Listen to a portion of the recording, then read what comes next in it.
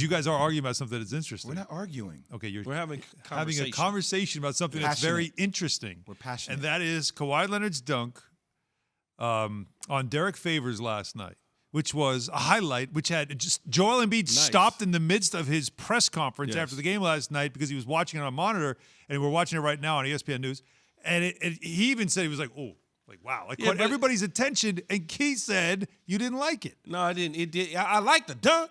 His post-dunk swag just didn't get me right. No, but right there, that's cool. All in I like the dunk, mouth. but I need the eye roll and the stare down and the walk away. No. He really didn't give it to him like the way he an, needed to. He looked at him, no. I don't need the screen. No? I just need the eye roll and the stare down from the head to the toes you gave him a and little the walk away. That's out of character for Kawhi. I get Kawhi it. don't need to yell. No, I didn't say yell. He's a Terminator. He just look at Jay, you. I just He's need emotionless. but I need that. Like, come on, Ought to be man. back. I need that look though. Like, really? Did you just try me? I need that look.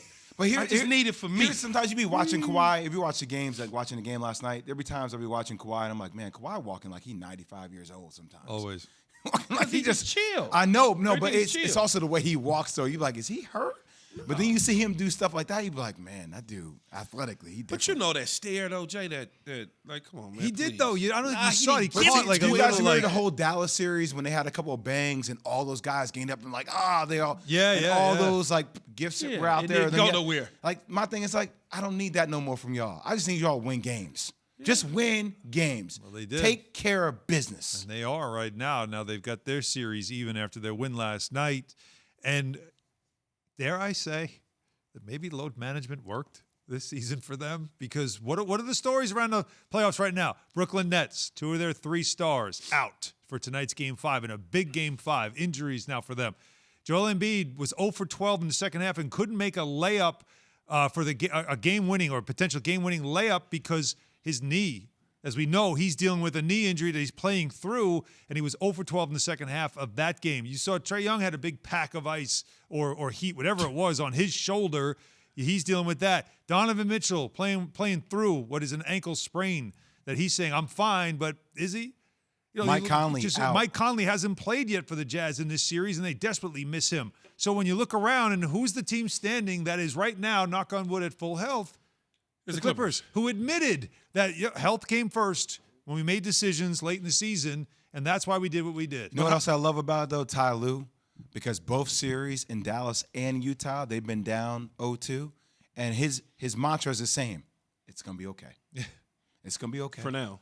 Well, I mean, look, it's 2-2 now. You can't keep doing it, but yeah. Obviously, they can't keep doing it, but I don't know. When Kawhi and PG both play at that level with the way they defend, it's hard for them to lose. I'm telling you. And with Kawhi, he's that guy he's an understated superstar. With everything that he does, and when he does turn it on, though, you might not have liked the flex or lack thereof after the dunk, but still, those are plays that you just watch him make, and then he also made a great block, an incredible defensive play in this game as well. When he turns it up another notch, it's impactful. It's inspiring to teammates. In fact, Paul George talked about it after the game last night, and you remember the Apple story, right? When he was sitting there having the fake Apple story. Yeah, right? It's not. Yeah, he said it didn't happen, but it's a hilarious story because it just feels like his personality. His team's out for a dinner. He's with the Spurs, and he shows up with a bag of apples, and they ask him, "What did you bring apples for?" He says, "Because it's apple time." Well, Paul George said Kawhi knows when it's apple time. You know, you see him being more aggressive. And you know what time it is. It's written all over him in terms of it's go time, it's playoff basketball, and ultimately it's winning time. And so you see it all around him. His approach, his body language, everything is to be great. And so he's leading the way. So they both go for 31. They both get 31. Paul George, is he feeding off of Kawhi here? Is he starting to emerge too? I feel like Paul George has had to deal with a lot over the last couple of years.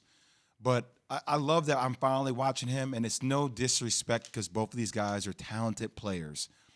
But Bogdanovich and Joe Ingles should not be able to check Paul George. Mm-hmm. Paul George, there's certain dudes, and I know Key had to feel this way when he would come on the field and you would see the person defending you. You look at that person, you be like, okay, I'm going to take your lunch money today. I'm going to take all of it. Mm-hmm. I'm going to take all of it because there's no way you can guard me. Was that every guy you faced? Or I mean, but that's certain true. dudes, like, oh, you gonna guard me? Okay. yeah, don't disrespect me though. Yes. And that's how Paul George should feel with Bogdanovich and Joe Ingles. Like the way those two defended in the first two games, you would have thought they were better defenders than Kawhi and Paul George with the way they were defending. But there's no way they should be able to defend Paul George. So we're finally seeing Paul George play at the level that we've expected him to play at, and that's why they won. And I do think that to a degree, Kawhi Leonard, he feeds off of that a little bit, right? And meaning Paul George, he probably understands that Kawhi is carrying as much as he can. I need to step up and start to carry my end of the bargain. The reason he is a Clipper is because of Kawhi. Outside of that, he'd probably still be at OKC, but Kawhi wanted him, signed off on it to go get him, so you certainly don't want to let your running mate down. And as far as Kawhi goes, we talk about this load management situation, and you mentioned the injuries to a lot of the players in the playoffs. A lot of those injuries that are in the playoffs are ankles being rolled up, things of that nature. It has nothing to do with load management. Maybe you look at Kyrie, that's an ankle. Yeah. You look at James Harden, that's a hamstring. Well, hamstring. That's due to the way him conditioning and that. Yeah. And that's due to, like you said, some conditioning issues that he probably had early on. And even there, as we're showing on ESPN News, is Kawhi actually did leave the game as he was driving to the basket. He bumped into Joe Ingles and he hurt his knee a little bit, tweaked it a little bit, but afterwards said he'll be fine.